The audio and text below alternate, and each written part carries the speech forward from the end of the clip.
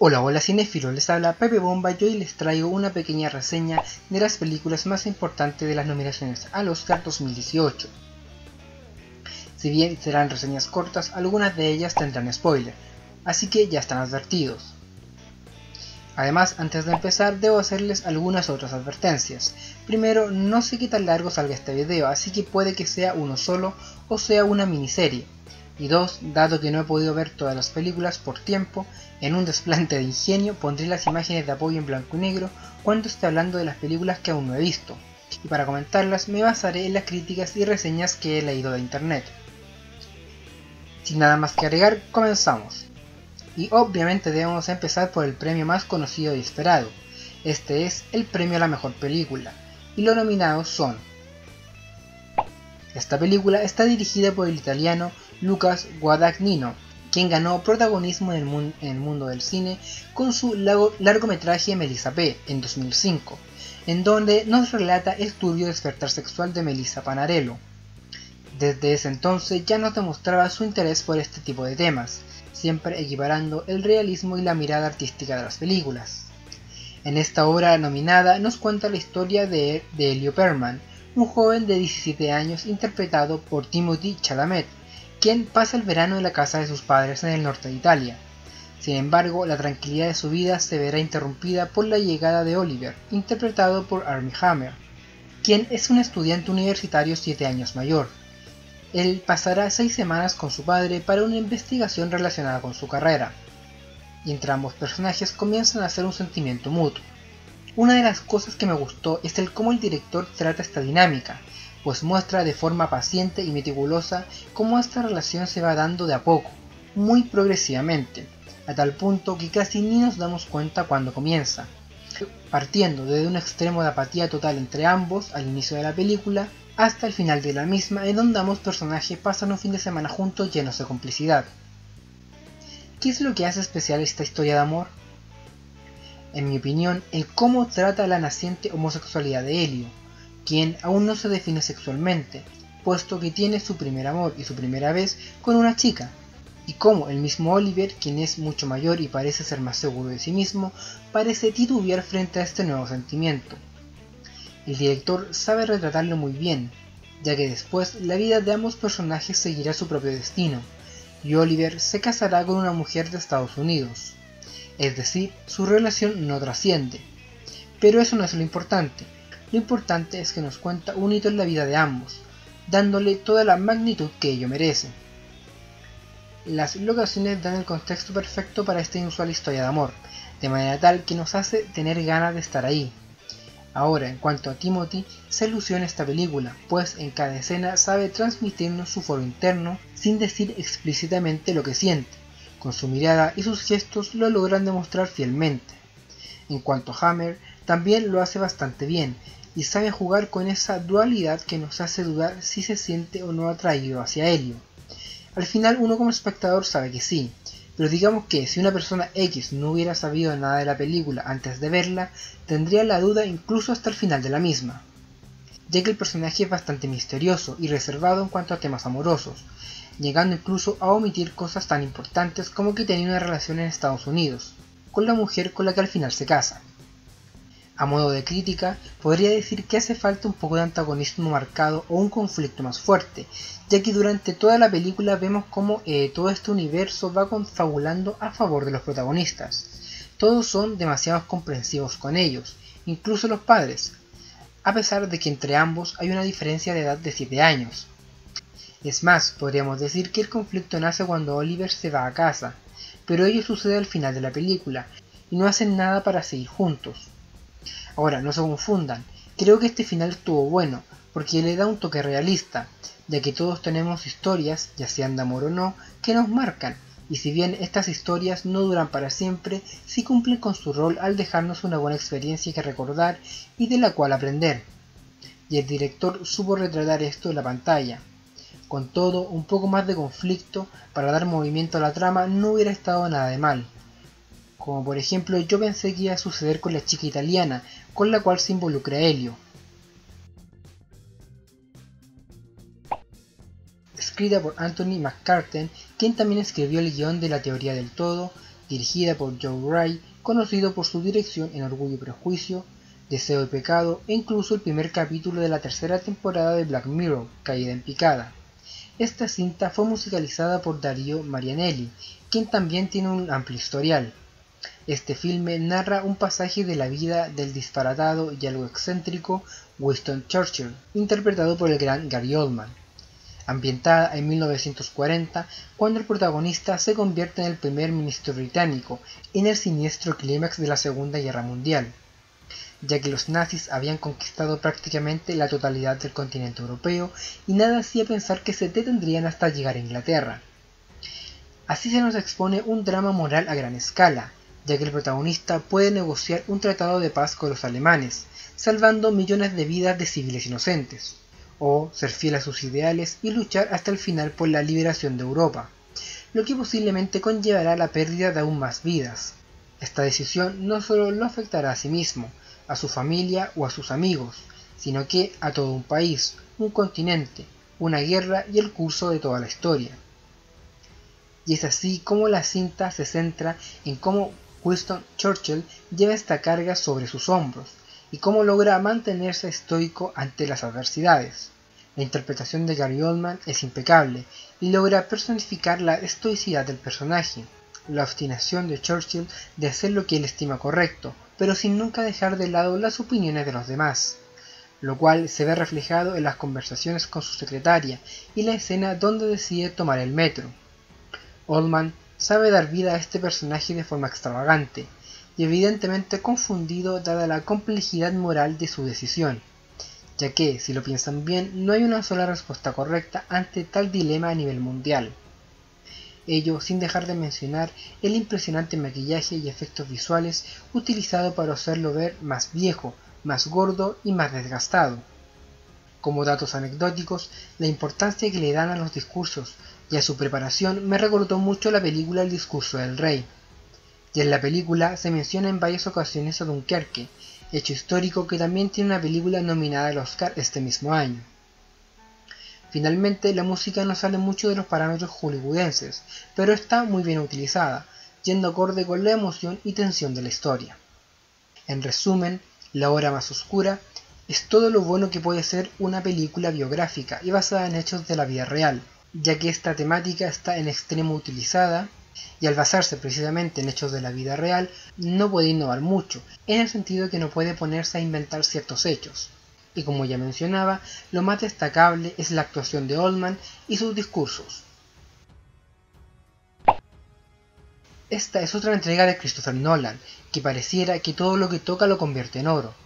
Pero qué manera de contar una buena historia con todo lo que tiene. Este director es reconocido por Interestelar, la trilogía del Caballero de la Noche, El Origen, Memento, entre muchas más. Esta cinta está protagonizada por Fionn Woodhead, Mark Rylance, Kenneth Branagh y Tom Hardy. En esta oportunidad, Nolan dejó de lado lo épico que había sido el cine que había estado realizando últimamente, y vuelve a sus orígenes disminuyendo en la medida de lo posible los efectos especiales digitales, y concentrándose en la música, los efectos de sonido y las puestas en escenas para transmitirnos la angustia de aquellos soldados atrapados en la playa. Y lo curioso es que este estilo de narrar historias es muy propio del cine antiguo. Y si lo piensan bien, no hay un protagonista que destaque por sobre el resto, tampoco hay un enemigo definido, es decir, no aparece ningún soldado alemán en toda la cinta. El antagonista lo podríamos identificar como el destino que les impide regresar a sus hogares. Y creo yo que el fin de esta cinta es transmitirnos la angustia propia de aquella situación, ya que en ello gira toda la historia. Y, sobre todo, lo que más me llamó la atención es la ausencia de diálogo. Es verdad que sí hay diálogos, pero son mínimos, tanto así que si algún hispanohablante que no sabe inglés la ve sin subtítulos y en su idioma original, digamos que no afectará mucho la calidad de la película. Como un ejercicio anecdótico y curioso, les recomiendo que busquen en YouTube videos de películas antiguas o reseñas de películas muy antiguas en blanco y negro, y se darán cuenta que Dunkerque tiene este toque, que son los elementos que ya les he mencionado: la ausencia de diálogo, la ausencia de un protagonista principal y el protagonismo de la música, y evidentemente de los efectos especiales prácticos por sobre los digitales, ya que en esos años no existían. Y tal vez si alguien me describiera una película de esta forma, yo automáticamente pensaría en una película cuya trama es difusa y que no se cuenta una historia de forma concreta, pero de alguna forma Nolan sabe encajar estos elementos perfectamente para contar su historia y para lograr su objetivo, que es, como ya les mencionaba en reiteradas ocasiones, el transmitir esta angustia. Esta película fue dirigida por Jordan Peele, quien ha tenido una carrera muy diversa como guionista, actor, comediante, productor y por supuesto director, y se ha debatido entre la televisión y el cine desde sus inicios. En esta oportunidad nos trae una historia de terror bastante particular, pues rehuye de los clichés típicos de este género, y de las formas que usualmente son utilizadas para contar las historias. Digamos que dentro del terror es bastante sui generis. Podríamos decir que no se nota mucho el terror de la cinta hasta ya bien entrada la película, incluso casi llegando al final. Antes de entrar a la trama, veamos el reparto. Get Out está protagonizada por el actor inglés Daniel Kaluuya, quien comenzó en el mundo de las películas apareciendo en series de televisión, tales como Silent Witness, Doctor Who, y dentro de las más conocidas está Black Mirror. Yo, la primera vez que lo vi fue en la segunda parte de la película de Johnny English, haciendo un muy divertido papel. El protagonismo de esta película está compartido con Allison Williams. En cuanto a la historia, esta se trata de Chris, quien va a pasar el fin de semana en la casa de Rose, su novia, para conocer a toda su familia. Dado que toda la familia de Rose son blancos, de situación socioeconómica bien acomodada, y Chris es negro, la película parte con el conflicto de cómo afrontará los padres de su novia esta situación. Y si bien los suegros lo reciben bien, no dejan de evidenciar una actitud extraña, tal vez un poco fingida, como que se nota mucho que le quieren agradar, dejando de manifiesto un racismo moderno, el cual es hipócrita y condescendiente. Como si eso fuera poco, la casa tiene dos sirvientes, ambos negros, un hombre y una mujer. Esta película fue bien recibida por la crítica, pues en conjunto con el terror de la cinta, también trata el tema del racismo en la sociedad moderna, ya que la familia de Rose eran unos esclavistas actuales. Esto dado que el padre, quien era médico, hacía unos trasplantes de cerebros para que la mente de sus familiares quedase en cuerpos de negros, quienes físicamente eran superiores a los blancos. Estos familiares ganaban su derecho mediante una subasta, es decir, retroceden en la historia de la humanidad al ver a los negros como mercancía. Y me pareció novedosa esta mixtura entre ambos racismos, tanto el moderno como el arcaico, los cuales se dan en un mismo contexto. También creo que la aproximación de la película es bastante novedosa e ingeniosa, ya que la madre de su novia hipnotiza a Chris para tenerlo bajo control, y el terror violento se deja para el final de la película. En la mayoría de ella predomina un terror más tipo suspenso, que te dejan ver que algo anda mal, pero no sabemos muy bien qué hasta el final de la película,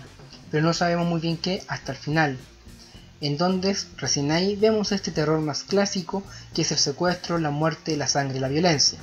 Con todo, me parece que está algo sobrevaluada la película, ya que en lo personal no veo grandes logros. La música es buena, pero no espectacular, la puesta en escena y la dirección fotográfica también están bastante bien, pero no impresionan, y como ya dije, la trama es entretenida e ingeniosa, y si bien habla del racismo, no me parece que sea tratado en profundidad.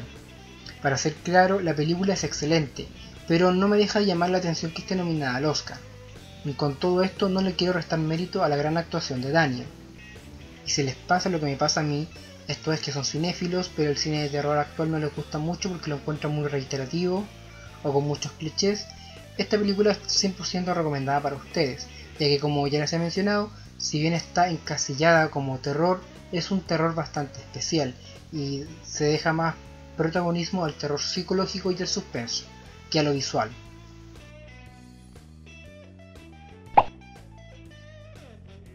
La historia y la dirección están a cargo de Greta Gerwig, más actriz que directora, quien es originaria de Sacramento, California, lo cual a su vez explica el porqué de esta ciudad como localidad. El protagonismo recae sobre Ronan, quien a pesar de su corta edad ya tiene una extensa carrera como actriz. Esta cinta nos cuenta la historia de Christine McPherson, quien se hace llamar a sí misma como Lady Bird, lo cual vendría siendo su nombre artístico. Esta película nos relata detenidamente el cambio de vida como estudiante colegiala a estudiante universitaria, adulta e independiente, pero prefiere retroceder un poco en el tiempo en esta metamorfosis y mostrarnos a la protagonista un poco antes de este cambio, es decir, cuando uno está en su última faceta de colegio. Si me preguntaran si la película es buena, la respuesta inmediata es que sí, y la razón de que sea tan buena es que se nota que la directora tenía una idea muy precisa en su mente, y que logró transmitirnos dicha idea con una precisión cirujana. El mensaje es claro y preciso, y si me lo preguntan, la actriz Ronan hace un excelente trabajo en interpretar a su personaje, pues su actuación es contundente desde el principio hasta el final, dejando en claro quién es Lady Bird, sin lugar a duda, y esta excepcional actuación es la piedra angular para mostrar el resto de la trama, que son todos los sinsabores que sufre una familia cotidiana de clase media para darle una buena educación a su hija, y al mismo tiempo lidiar con las dificultades propias de esta edad. Pero, ¿quién es Lady Bird? Lady Bird es una niña pretenciosa, malcriada, narcisista y ególatra, quien puede llegar a herir a su entorno sin advertirlo. Pero esta personalidad tan explosiva le traerá consecuencias negativas, principalmente con su madre, quien se esmera mucho en darle una buena educación y darle lo mejor que puede.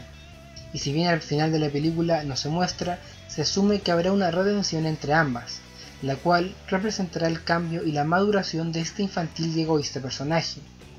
De todas formas, una película más que bien lograda, totalmente merecedora de estar en este lugar. Pero aún así, algunas opiniones la sobrevalúan. Insisto que esta película se merece estar nominada al Oscar, y no me extrañaría que ganase, pero en internet uno puede ver comentarios que van demasiado lejos, al llamarla como una película perfecta, o la mejor película de todos los tiempos, y honestamente no creo que sea para tanto. En el Londres de 1950, el famoso modisto Reynolds Woodcock, interpretado por Daniel Day-Lewis, y su hermana Creel, interpretada por Leslie Manville, están en la cabeza de la moda británica, vistiendo a toda la alta alcurnia de la sociedad. La película cuenta la historia de Reynolds cuando encuentra a Alma, interpretada por Vicky Krieps, una joven camarera que se convertirá en su musa y amante. Escrita y dirigida por Paul Thomas Anderson y musicalizada por John Greenwood, quien hace un excelente trabajo, ya que pone de fondo un piano que nos recuerda al estilo de música clásica muy propio de aquella época, y esto le da una excelente ambientación. Y si bien podemos oír esta música de fondo buena parte de la cinta, esto no aburre, todo lo contrario, se expone de manera tal que la extrañamos en su ausencia. Así, Thomas Anderson nos da una verdadera experiencia audiovisual, donde cada plano está meticulosamente pensado, una música exquisita y actores admirables. Respecto a los actores principales no hay mucho que decir, sus actuaciones son impecables.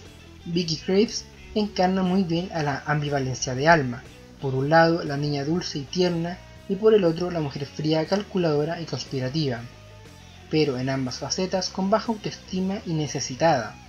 Daniel Day-Lewis, por su parte, desde el primer segundo logra transmitir lo estricto que es su personaje, su apego por los hábitos, la tranquilidad y su ferviente deseo de que todo a su alrededor funcione como reloj suizo, su obsesión por la perfección y su personalidad algo inmadura, obstinada, egocéntrica y narcisista. Digamos que es como una Lady Bird pero en versión masculina y mucho más viejo. Ahora, dejando de lado los temas más técnicos y las brillantes actuaciones, debo decir que la historia como tal no me agradó, y hasta cierto punto me hace ruido que esté nominada a Mejor Película.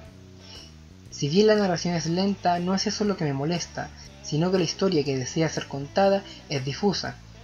Si bien tardamos poco en advertir que el centro del relato será la historia de amor entre ambos personajes, una vez que se hace latente dicha relación no es tratada de forma concisa, ya que al final terminé preguntándome, ¿qué quería contarnos el director?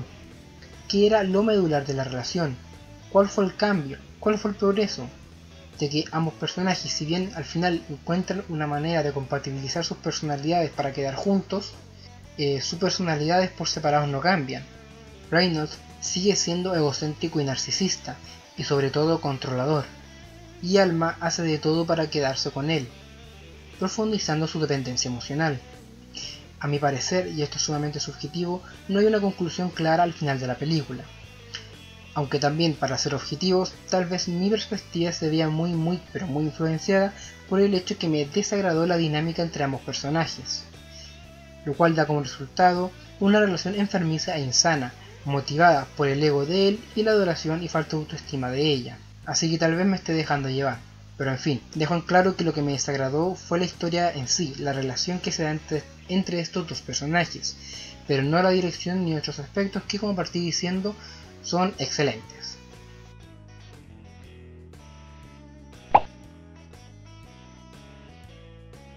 Y seguimos con un gusto personal dentro de este listado. Y en verdad no sé muy bien cómo exponer esta película, ya que decir que es del director Steven Spielberg suele ser más que suficiente. La dirección es estricta, muy técnica y eficiente, dejando de lado un poco, pero solo un poco, el lado más artístico del cine para dar prioridad al lado más expositivo. Se nota que su fin era contar la historia de forma precisa y eficaz. Sin perjuicio de ello, me gustó algunos movimientos de cámara que en varias escenas se dan, que es cuando la cámara sigue un personaje particular cuando se mueve dentro de un lugar pequeño, como una oficina o un departamento, los cuales están muy concurridos. Aquí Spielberg ocupa mucho esta técnica, la cual me gustó mucho. Y como si todo ello fuera poco, esta película está protagonizada por Tom Hanks y Meryl Streep, dando el toque final para una excelente película. En cuanto a la trama, la historia está basada en hechos de la vida real, en junio de 1971 para ser más precisos, cuando los principales periódicos de Estados Unidos tomaron la valiente, pero polémica y peligrosa decisión de publicar documentos secretos del Pentágono, todo con el fin de desenmascarar el encubrimiento masivo de secretos por parte del gobierno. La premisa de estos secretos es bastante simple. Todos los presidentes, que fueron 4, sabían que la guerra de Vietnam estaba perdida, incluso antes de que esta misma comenzara. Aún así, a sabiendas de esto, decidieron llevar a cabo esta perdida guerra, sacrificando jóvenes soldados por nada. Y es en este contexto que Katharine Graham, encarnada por Meryl Streep, la primera mujer editora del Post, y el director Ben Bradlee, interpretado por Tom Hanks, deciden tomar la audaz decisión de apoyar a The New York Times y luchar en contra del intento de la administración de Nixon de restringir la primera enmienda, que es la libertad de expresión. Y aquí sucede un poco lo que sucede con La Hora Más Oscura, que al ser películas basadas en hechos de la vida real, da poco margen de ingenio en cuanto a los hechos, ya que no se pueden inventar nuevas cosas. Es verdad que en este tipo de películas siempre se cambian algunos pequeños detalles para hacerlo más entretenido o para hacer que calcen los tiempos, que calcen los personajes, etc. Pero a grandes rasgos no se puede cambiar nada. Y es difícil jugar con esta limitación, pero tanto el director de La Hora Más Oscura como en este caso Steven Spielberg, sabe muy bien manejar ese contratiempo. Y a pesar de que nosotros como espectadores, al ser una película histórica, sabemos lo que pasó y por ende sabemos cómo va a terminar, no deja de emocionarnos el final de la película, lo cual da cuenta de la excelencia y la amplia experiencia de Spielberg al momento de contar historia, ya que logra lo que parece imposible. Logra emocionarnos y entusiasmarnos con una cinta que sabemos cómo va a terminar. Y aquí sí que me estoy dando otro gustito, y diría que un gusto mayor que el anterior. Esta película es dirigida por el mexicano Guillermo del Toro, quien ha demostrado incansablemente tener una extraña fascinación con la fantasía, los monstruos y la composición anatómica de los mismos, y todo ello envuelto en un halo de tétrica oscuridad. Este gusto ya se ha evidenciado por El laberinto del fauno y El espinazo del diablo. Sin perjuicio de ello, Del Toro ha sabido demostrar su versatilidad al dirigir otras cintas más comerciales como Hellboy y Blade 2. Algo que me gusta de este director es que es capaz de distinguir en aquellas producciones comerciales, como ya les decía, y aquellas obras de arte que nacen de su lado más emotivos, por así decirlo. Esta película está protagonizada por Sally Hawkins, quien interpreta a Elisa Espósito, una muda que trabaja la limpieza de un cuartel secreto del gobierno. Una vez más, predomina la oscuridad, ello facilitado por el hecho que la protagonista trabaje de noche, en un lugar cerrado, siendo escasas las escenas al aire libre en plena luz del día, dándole preferencia a la opacidad en las escenas. La paleta de colores se mueve entre colores como el azul y el verde tipo jade, y es en este contexto en que nos trae una historia de amor, pero una historia de amor como solo Del Toro podría contarla, llena de fantasía, excentricidad y elementos muy bizarros, que de alguna extraña manera logra encajar para que la tomemos en serio. lejos una de las historias románticas más entrañables y poco convencionales de la historia del cine, repleta de simbolismos surrealistas. En un principio quería hablar de estos simbolismos en este video, pero me alargaría mucho, así que si quieren que trate esta película en particular, me lo dejan saber en la caja de comentarios. Y no queda más que agregar que nada de todo este misticismo hubiese valido la pena de no ser por las brillantes actuaciones de Sally Hawkins y sobre todo de Michael Shannon, quien encarna de manera muy realista al villano de esta historia, ya que sale del cliché del villano unidimensional tipo Disney o tipo Marvel, que es de tipo hago el mal porque soy muy malo, o quiero destruir el mundo porque el mundo es cruel y me hizo sufrir, o tonteras como esa. No, aquí se toman el debido tiempo para retratarlo como un típico hombre de familia de aquella época, quien cree estar haciendo lo correcto por el bienestar de su país y de sus seres queridos. Es decir, encarna el típico patriota desmedido de aquella época. Bueno, y hoy en día sigue habiendo gente así que no cambia mucho. Del Toro toma un pasaje particular de la vida de Elisa y lo transforma en una historia legendaria, como diciéndonos que cada hito de nuestras vidas puede llegar a ser una gran historia. Película dirigida por Martin McDonagh, quien es un dramaturgo, realizador anglo-irlandés. Este director toma su estilo cruel y realista propio de su teatro y lo lleva a la pantalla grande. Si tuviera que describir cuál es la gracia de esta película o qué es lo que la destaca, no sería la historia en sí. Personalmente estimo que la historia es hasta cierto punto prescindible, pero ello no lo digo como una crítica negativa. Tal vez esta misma premisa o esta misma historia en otras manos hubiera sido una película del montón, pero lo que la enaltece, como digo, no es la trama en sí, sino la profundidad y complejidad de sus personajes. El dolor de la protagonista, interpretada por Frances McDormand, es palpable a través de la pantalla. A pesar de que la protagonista intenta ocultarlo frente al resto, de alguna forma nosotros como espectadores sabemos que está ahí. También se luce al interpretar la dureza de esta mujer, que está dispuesta a todo para que se haga justicia. Nos queda muy claro que es una mujer bastante insensible, producto de las pesadumbres que ha pasado en su vida, pero en el fondo sigue teniendo un buen corazón, aunque no le guste demostrarlo. Esto se deja entrever en su relación con su hijo, con su compañera de trabajo e incluso con el policía Bill, interpretado por Woody Harrelson, con quien tiene una relación de respeto.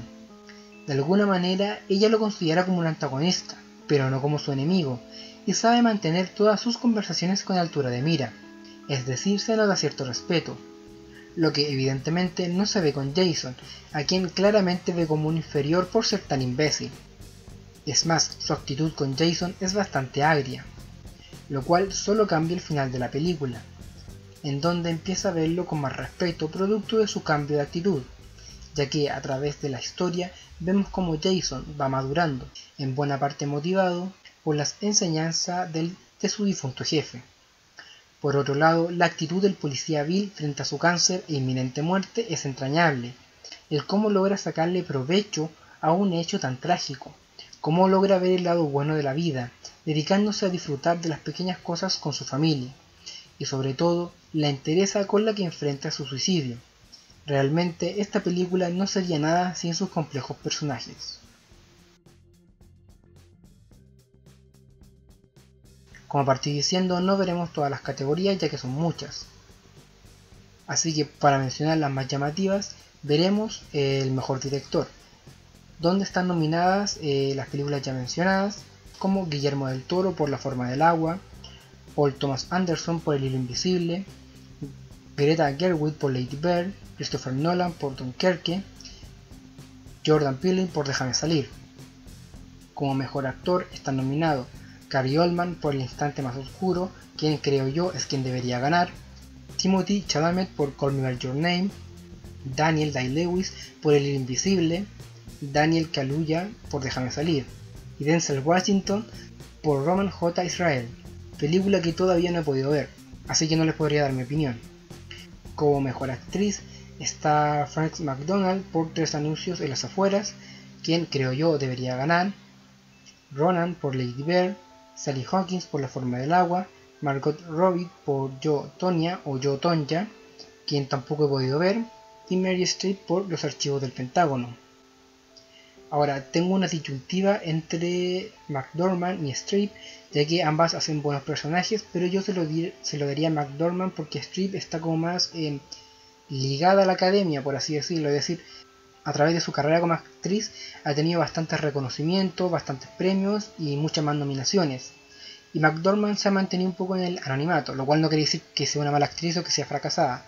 Pero ese es el punto, Streep ha tenido más renombre a través de su carrera y ha estado más relacionada a los Oscars. Así que por muy buena haya sido su actuación, yo la dejaría un poco de lado para darle preferencia a McDormand, quien también, como ya he mencionado muchas veces, se lució en esta película. Y como mejor película extranjera, ahora sí, tenía muchas ganas de llegar a este punto, ya que está nominada Una Mujer Fantástica de Chile. ¡Sí! Película a la cual ya le dediqué un video completo, así que pueden verla, para que vean que Pepe Bomba no solo está a la vanguardia, sino que también hace buenas predicciones, porque desde el inicio dije que sería una película nominada a esta categoría. También está nominada The Square de Suecia, a quien también ya le dediqué un video. Bueno, y las tres siguientes nominaciones son películas que todavía no he podido ver, pero que ya veré para precisamente hacerle un video aparte e irlo subiendo en el futuro. Estas películas son Sin Amor de Rusia, dirigida por Andrew, mejor voy a escribir el apellido. Y esta película trata de una pareja que atraviesa un divorcio, quienes deben anuar fuerzas para encontrar a su hijo, desaparecido tras una de sus peleas. El Insulto, de Líbano, dirigida por Said, también voy a escribir el nombre, quien narra una pugna entre dos personas de diversas creencias religiosas, la cual tomará un inesperado camino cuando dicho conflicto se lleve ante la justicia, en donde se tratará el tema de los enfrentamientos religiosos. En Cuerpo y Alma, de Hungría, también voy a escribir el nombre del director. Aquí se nos cuenta un pasaje de la vida de María, quien comienza a trabajar como supervisora en un matadero de Budapest. Esta persona, solitaria, sumamente responsable, inteligente y cuyo mundo se compone de cifras y datos impresos, comienza a conocerse con su jefe, Endre, otorgándole una nueva experiencia de vida. Y bueno, cinéfilos, eso ha sido todas las nominaciones más importantes. Díganme en los comentarios del video cuáles creen que ganarán. Y si hay alguna película en particular que les guste, háganmelo saber para dedicarle un video entero. Hasta ahora ya les he prometido 5 películas. 3 anuncios por un crimen, La forma del agua, y las 3 películas nominadas como mejor películas extranjeras. No olviden seguirme en mis redes sociales, Facebook, Instagram y Twitter, en donde soy activo la mayor parte del día. Como siempre, dejo los links de mis fuentes y referencias en la descripción del video. Eso ha sido todo por esta semana y nos vemos el próximo año en los próximos Oscars.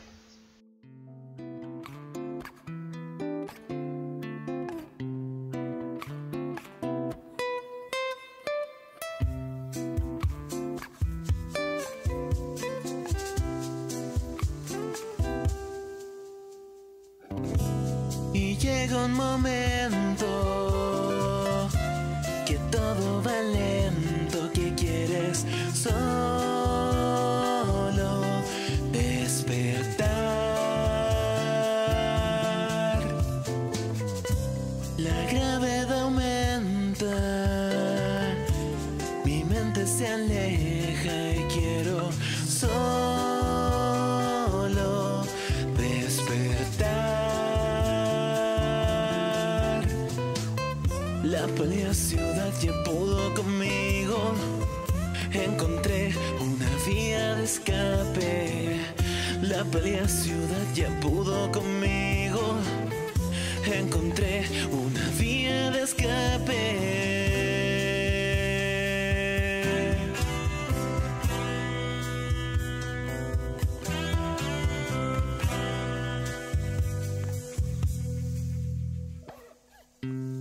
Lejos de aquí, pero tú conmigo. Lejos de aquí, pero yo contigo. Lejos de aquí, pero tú conmigo. Lejos de aquí, pero...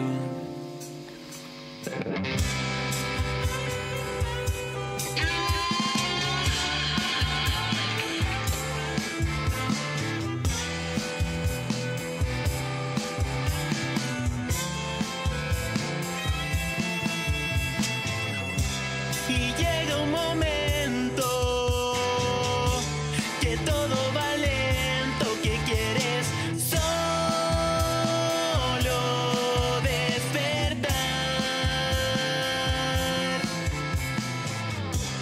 la gravedad aumenta.